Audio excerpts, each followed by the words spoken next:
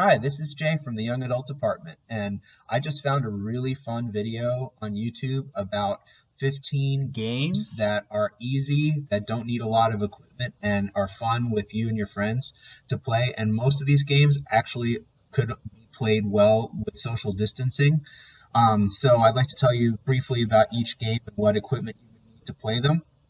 First one's called Moving On Up, and you have two different colors of plastic cups, and you're trying to stack the cups by pulling them off one at a time and seeing who can be the first to get the different colored cup to the end of the stack.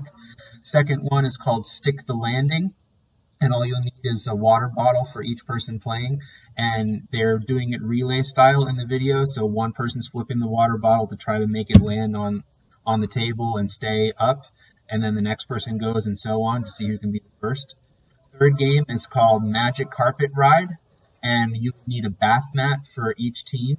And so you're basically scooting on the bath mat um, to see who can go, which team can get done with the relay the fastest. It looks pretty funny to watch them doing this. You would probably want a smooth floor, like a tile floor, though. The fourth game is called Bobblehead, and each player would need a pedometer. You could probably find those in the dollar store, and it counts your steps, right? That used to be a big thing a few years ago. But anyway, you attach the pedometer to your head, and you have 60 seconds to shake your head like this to try to get the pedometer to count as many steps as possible. So after 60 seconds or 30 seconds or however long you and your friends want to do it, you see who has the most steps after you rest for a second because you probably be pretty dizzy. It's fun. I really enjoyed watching this video. The fifth one is called Baby Rattle. So before you play, you would have to rig up some 2-liter bottles in like an hourglass type of format, and you fill one of the bottles with some either large marbles or some candy, like gum candy balls.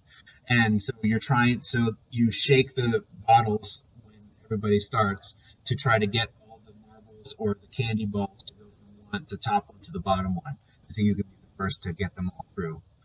The sixth one is called Pucker Up, and this is one of the games where I don't think it is socially distancing approved, but it looks pretty funny to watch them play it. So you have a tennis ball, and somebody's putting their face on one side of the tennis ball, and someone's putting their face on the other side of the tennis ball, and they're trying to walk it across the room to put into a plastic container.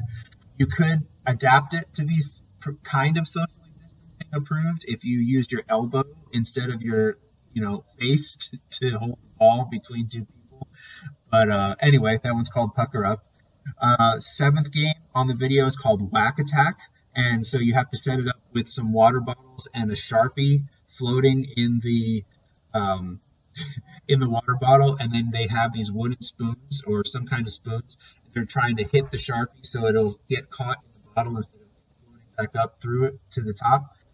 So that's called Whack Attack. The eighth one is a variation on the bobblehead game.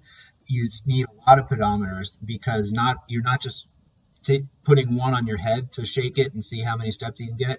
You're putting them on your arms and legs. So I guess if you were doing it, you would need 4 pedometers for each player, and you just like shake your arms and legs really fast to try to get the most steps. The ninth game is called Breakfast Scramble. This was one of my favorite ones just for how simple it was.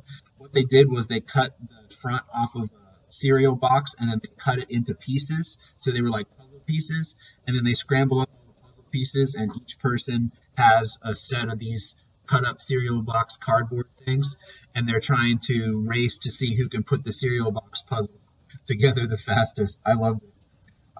10th one is called Nerf This, and you're gonna need some Nerf guns and some empty soda cans. And it's pretty straightforward. You set up the soda cans on a little table, and then you're shooting the Nerf guns at the cans to see which team can knock all the cans off the table the fastest. That would probably be fun if you weren't doing it as a competitive thing, but the way they set it up was cool. The 11th one is called Paper Dragon, and for this one you need 2 streamers for each player. The party streamers that come in a roll.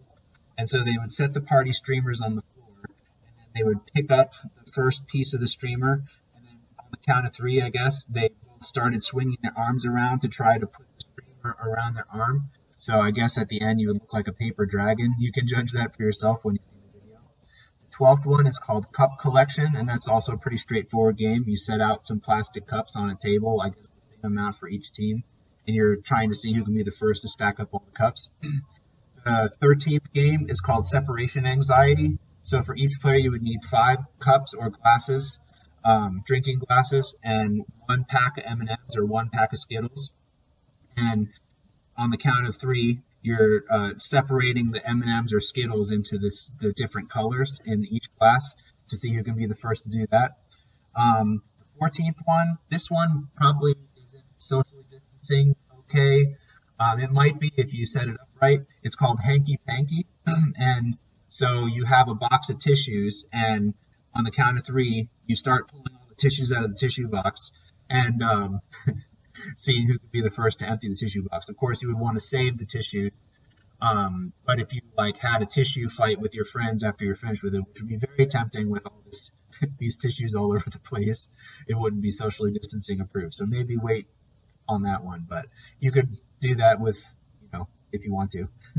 And then the 15th one, I think this was the most difficult of the games, but it also looked really fun, is called Mega Bubble. And in Mega Bubble, each player needs a container of bubbles and a little wand to blow the bubbles. So they have that on one side of the room, and then on the other side of the room, they have a ring set up, kind of a little bit of a height, like on a TV table.